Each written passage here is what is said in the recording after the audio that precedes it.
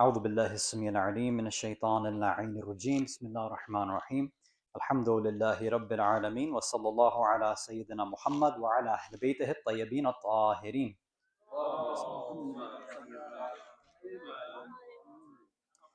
Assalamu alaikum wa rahmatullah wa barakatuh. So last week we started the first chapter of the book about the keys to life.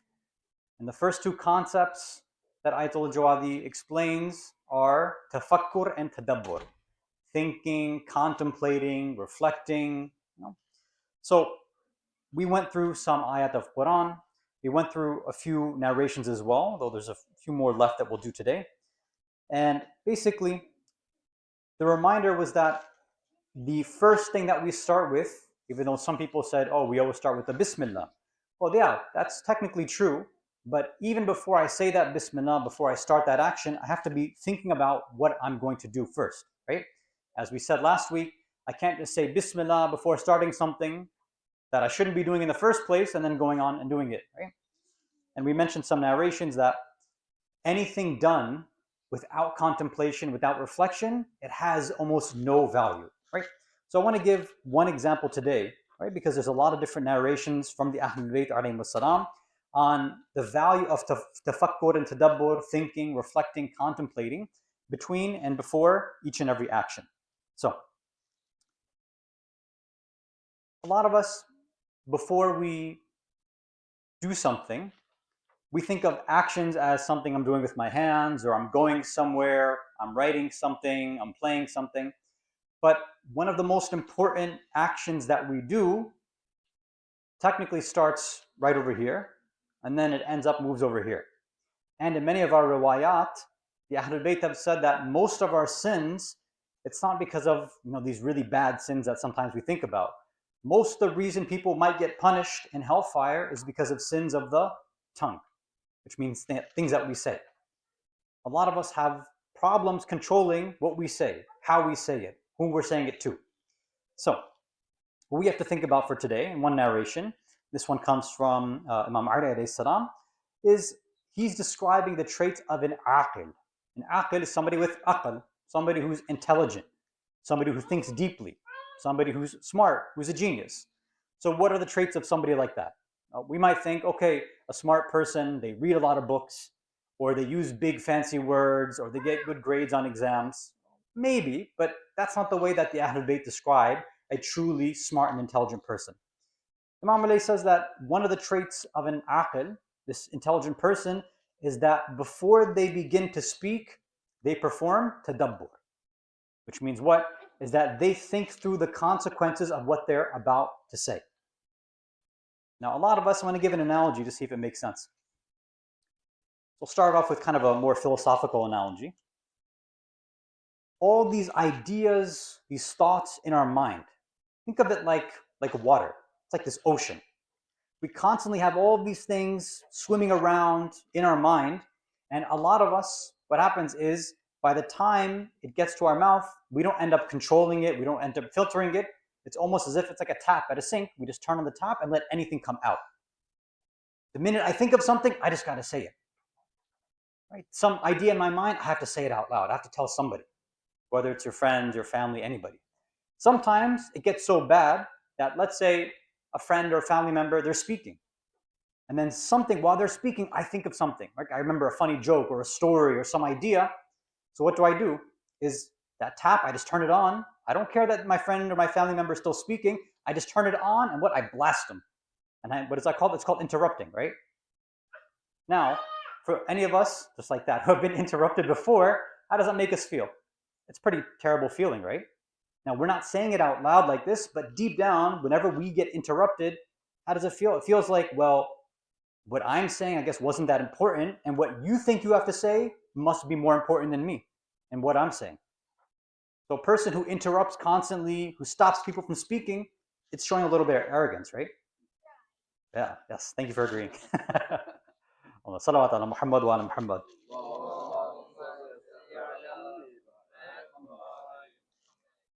And if the whole time when somebody else is speaking, we're thinking about, oh, what am I going to say when they're done? Do we have time to listen? It's impossible. A lot of times somebody will be saying something that we may not agree with. So the whole time, what are we doing? We're thinking about responses to them. So I'm planning and I'm strategizing. So you're doing some sort of planning and strategizing and thinking, but the wrong kind. Is that by the time that the other person's done, you're like, well, this is how I'm going to respond to you now. It's like, well, you weren't even listening to me. You weren't even thinking about what I was saying. That's why a good technique to make sure you don't interrupt somebody, to make sure you've actually heard them, is let somebody finish speaking, wait like 3 seconds, maybe 5 seconds, give them some space. Sometimes people take pauses when they're speaking. Not everybody's like me where I can just mix all my sentences together really fast. Yeah. So they finish a thought, give them a few seconds and see if they're done. They might have more to say afterwards. Another good tool, another good tip is after they're done and they're actually done talking, see if you can repeat back what they said. It's like, oh, is this what you meant? Is this what you were saying? Maybe I misunderstood. Right? A lot of us haven't been listening properly, and that could happen. So that's one technique and one tool. Now, something else to think about as well. For those of us, parents, teachers, any of us, sometimes we forget the kind of words that we choose have a really big impact, positive and negative, on other people around us. Right? Now, I'm giving examples over here. Anybody, a teacher in class, you're going to want to give examples. And sometimes a teacher, a speaker, a scholar, they want to describe something and they want to make sure everybody understands them. So they want to think about, okay, what's an example I can think about that everybody would understand? So you know how a lot of teachers and speakers and scholars, they want to try to give examples of, like movies and TV shows and video games sometimes. If I do that, all the kids will listen because they're talking about something that, maybe they'll know, and they're like, oh, cool, he knows it too. She knows it too. That's awesome.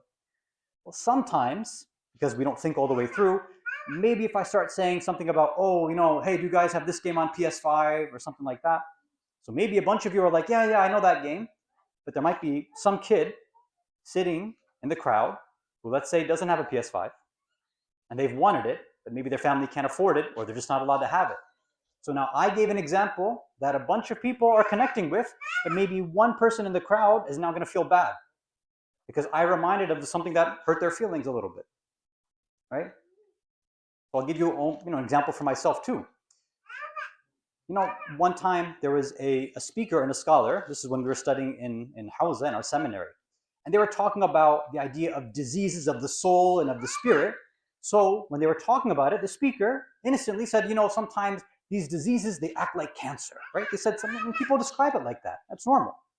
But obviously the speaker didn't know this, but my mother died because of cancer. So when he said that, it hurt me a little bit. Now, I knew that obviously the speaker didn't know this and didn't intend any harm, but obviously that brought up bad memories for me. So I had to think about that. So one of our other teachers, that's why he gave us the reminder, said be very, very careful with the words that you choose and even the examples you use. Yes?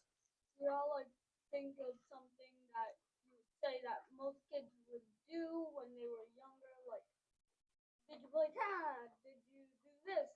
You probably just need to ask first and then you can say the thing.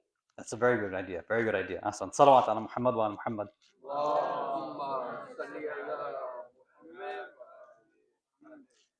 So sometimes, like we said, the words we choose can be pretty harmful. The examples, even if we have a good intention, I just want to give somebody a reminder, I might use a bad example.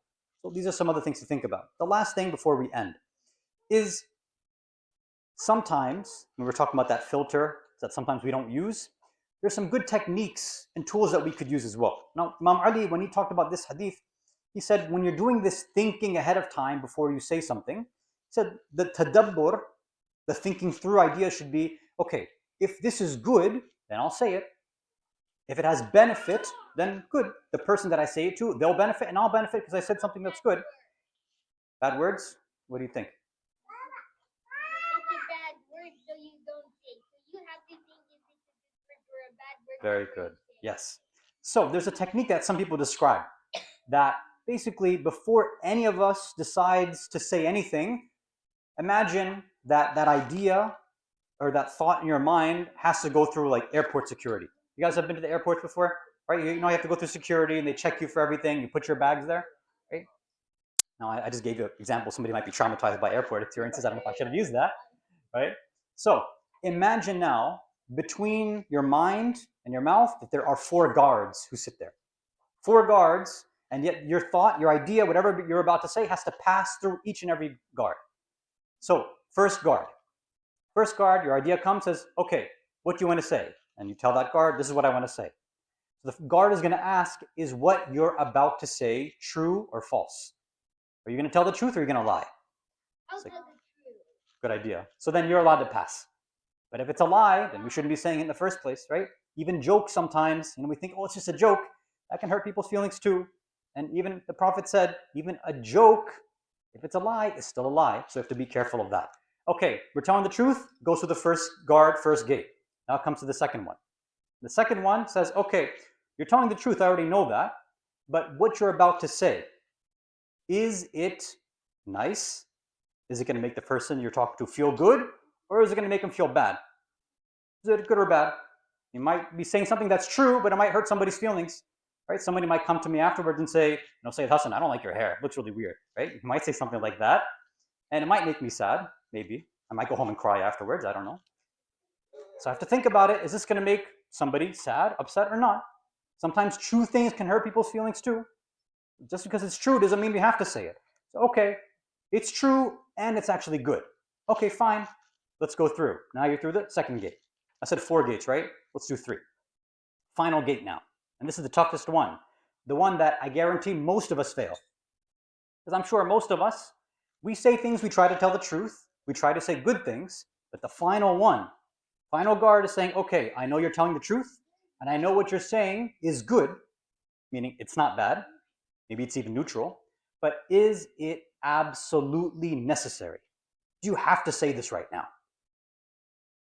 Do you have to say what's on your mind right now? Or can you hold your tongue and bite your tongue? Sometimes we have some random, people blurt out random sounds, they do random things, right? I don't want to describe it to certain conditions that might exist, but some people, they can't help it. They just have to say something. Now, hopefully most of you don't understand this, but this happens a lot in online stuff, comment sections and things like that. Yes? Like I'm at school and I'm walking around and my friend this happened to me. This happened to me, and then someone just says, hey, I did that too. Most people just don't know what they're saying. Yes. And then the person they're saying it to is just like, oh, what is happening? Exactly, yes.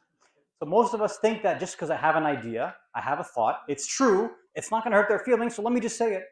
No. We have a principle in Islam that it's better to be quiet than to be loud. I'm not saying volume-wise, I'm saying even speaking, silence is golden, right? And that's also so that nobody else makes any more comments after this too, because we have to break, we have to finish namaz, and we have to go for lunch. So that's the toughest gate. It's to say, do I absolutely have to say this right now?